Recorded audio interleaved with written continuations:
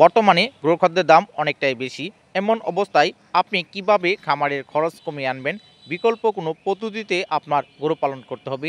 যেমন গরুর জন্য ঘাসের ব্যবস্থা করতে হবে, খড়ের ব্যবস্থা করতে হবে, আপনার নিজের খামারের সময় দিতে হবে। আপনি যদি খামারের সময় দেন সেক্ষেত্রে খরচের সংখ্যা অনেক অংশেই কমে আসবে। প্রথম অবস্থায় গোয়ালঘর করার কোনো দরকার নেই। আপনার যে গোয়ালঘরটা আছে ওখান থেকেই পালন শুরু করুন।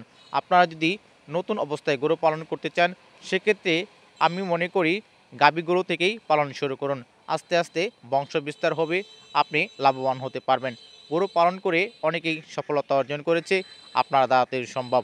দেখতে পাচ্ছেন কি সুন্দরভাবে একেবারে সারিবদ্ধভাবে গরু কাঁচা ঘাস খাচ্ছে। ঘাস খাওয়িয়ে অনেকেই গরু পালন করে, খড়ের মাধ্যমে গরু পালন করে।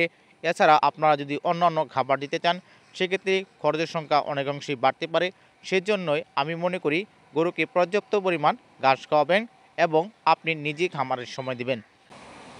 আপনার যদি গোয়ালঘর করার প্রয়োজন পড়ে সেক্ষেত্রে উঁচু জায়গায় যেখানে সবসময় আলো বাতাস থাকে এমন একটি জায়গায় গোয়ালঘর তৈরি করুন, যাতে রোগ জীবাণু আক্রমণ না করতে পারে।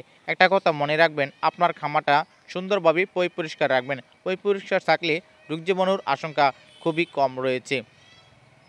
নিজে খামারের সময় দিবেন, সেক্ষেত্রে গরু পালন করে আপনি লাভবান হতে পারবেন। পরীক্ষামূলকভাবে ২টি ৩টি থেকে পালন শুরু করতে পারবেন। যখন আপনি গরু সম্পর্কে জানতে পারবেন, বুঝতে পারবেন, তখন গরুর সংখ্যা বাড়িয়ে দিবেন।